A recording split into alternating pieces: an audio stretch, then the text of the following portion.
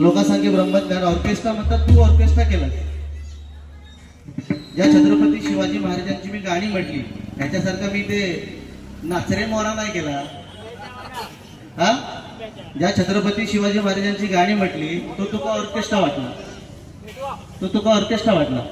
आणि पहिली गोष्ट तुका सांगतो, माझा विषयच सोड. तू तो चिडून लाल लाल झाला होतोस ना, तो सगळ्यांना दिसलो अगदी लाली लाल झालो. तुझा तोंड कसा होता ना. आणि मला सांगता रोज माझ्याकडे ह्याच्याकडे बघा, रोज मला कोण वाटता तुमचा जरा अरे तू काय सांगत हे राजा. एक लक्षात ठेव ना, एक लक्षात ठेव. तुका सांगताय कसं विषय आहे, कधीतरी कार्यक्रम असताना की अशीच परिस्थिती आहे समजा. त्याच्यामुळे तू मला सांगू नये की मी काय करावं आणि तू काय करावं. मी तुझी रिस्पेक्ट ठेवली नाही, पण मी तुला एकही शब्द वाईट न बोलता बुवा भजन केला.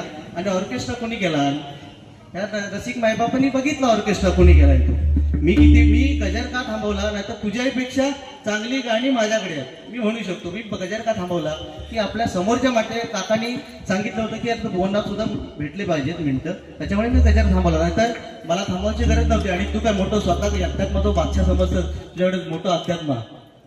आणि काय तू दिला नाचरे मोर आंब्याच्या मनात, तर गाणं पण धंडा म्हटला. पहिली गोष्ट तुका सांगते, अरे काय राजा म्हणजे कसं आहे, एखाद्याला डॉमिनेट करत. आणि एकाने कोणतरी चिठी दिली ब्रँडचा बँड वाजवण्याबद्दल धन्यवाद. धन्यवाद बुवा, ज्याने कोणी चिठी दिली त्याच्याबद्दल माझा वाईट नाही. पण ही शाळा बुवा करू नका. असंख्य हे जेवढे इकडे आहेत ना, असंख्य माझे प्रेक्षक वर्ग आहेत ना, असंख्य माझे फॅन्स आहेत. पण एकाही माणसाने तुम्हाला लागेल असं कधीच बोललेलं नाही. आणि मी अपेक्षाही त्याची करत नाही की समोरच्या बुवाला तुम्ही डॉमिनेट करा, माझ्या नावाने चांगली चिठ्ठी द्या. अजिबात नाही. तुम्ही त्याला चांगलीच चिठ्ठी द्या. हो लगेच बंद करणार म्हणजे आता ह्याने येता तुम्ही इतकं वेळ दिला आम्हाला काय प्रॉब्लेम नाही. बरोबर. मी कसं समोरचा विचार केलाय आणि गजर तुम्ही तुमच्या शब्दाखातर मी गजर थांबवलंय. ह्या माणसाने काय केलं, रोज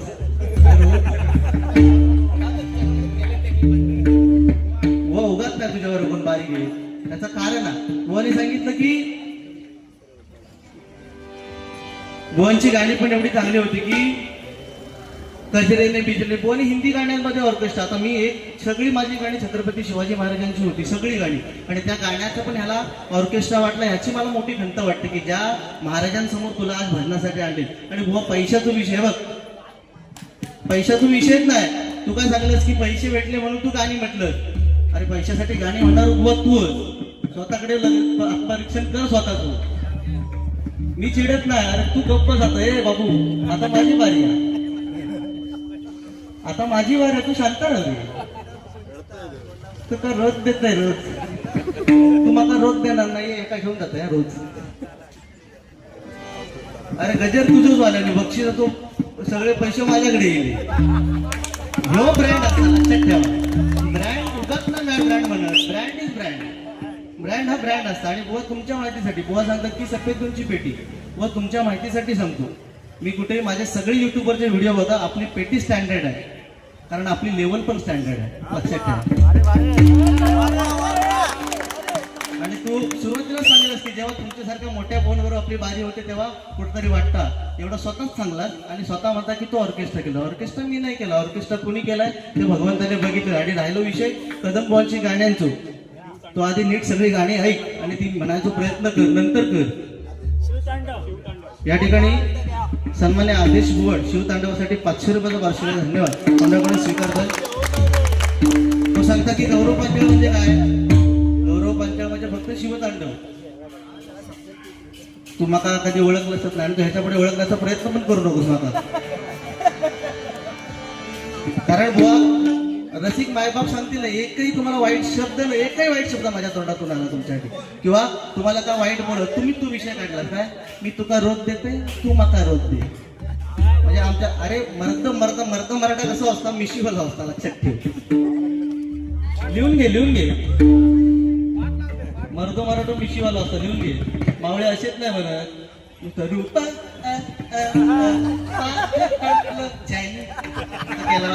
मेहनत असता बुवा. अरे कुठलीही गोष्ट करताना त्याच्यामागे मेहनत असं लक्षात ठेव. तुझ्यापेक्षा मी बोलणारो भयानका, पण लक्षात ठेव 4 लोक आपल्याला चांगलं बो म्हणतात आपण म्हणून आपण बोलू शकत नाही. नाहीतर तुझी इज्जत काढू मका 1 मिनिट पण लागणार. लक्षात ठेव तुका काय बोलायचं तू बोलून ठेव.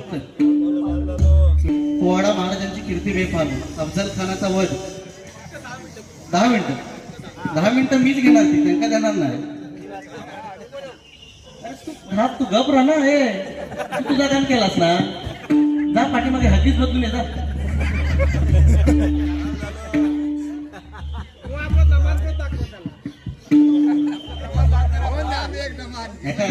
गवळणीचं काम दे आपल्या नावना. तू आता काय बोलत नको ए मधी राजा. आता मी सहन केलंय ना. आता तू खूप बोल. तुझे जे चाहते आहेत त्यांना पण कळू दे. गौरव पांचाळ म्हणजे काय यांना काय वाटतं माहितीये. गौरव पांचाळ म्हणजे भजन करणार आहो फक्त. माका तोंड नाही. ती तुमचं गैरसमजा मोठं लक्षात ठेव. होय गाणार 100%. 200 रुपयाचं पारितोषिक यावं. परशुराम भुवाचे गाणं आहे भुवांसाठी म्हणतो. धनी रे रे रे रे रे ग रे सा नी सा धनी रे रे सा. या ठिकाणी पक्वाज वादक प्रतीक धुरी यांच्याकडून 100 रुपयाचा वार्षिकला धन्यवाद.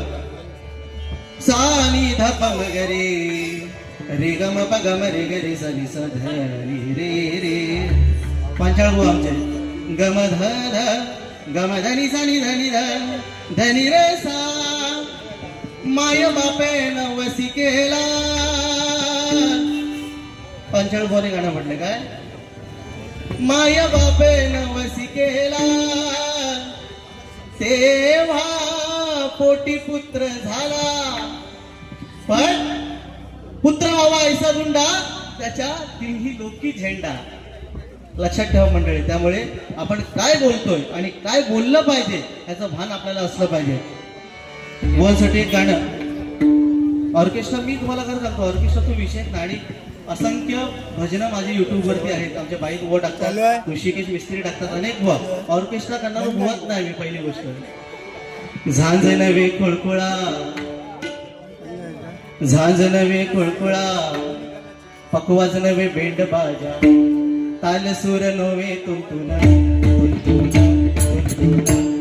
ए भजन नो मेरे भजन नो मेरे ए भजन नो मेरे भजन नो मेरे भजन नो मेरे भजन नो मेरे. संतांच्या भंगाला सिनेमाच्या चाली त्याला, संतांच्या भंगाला सिनेमाच्या चाली त्याला,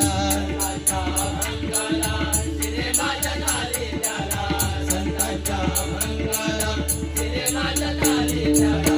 रेडीमेड भांडवल सार त्रास काही ना डोक्याला,